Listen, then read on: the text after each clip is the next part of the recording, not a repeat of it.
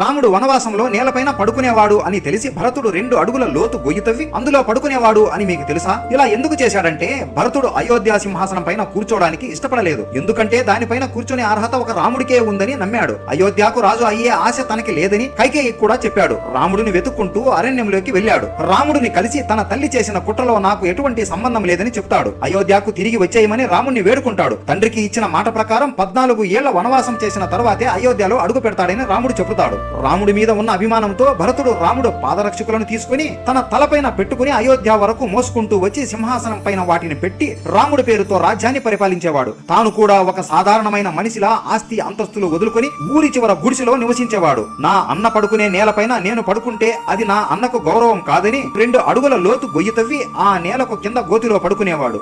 రాముడు వనవాసంలో ఉన్నంతసేపు భరతుడు తన సుఖాలను ఇలా త్యాగం చేశాడు. ఇది ఎంత గొప్ప సంబంధమో కదా. అందరూ చెప్పండి, జై శ్రీరామ్.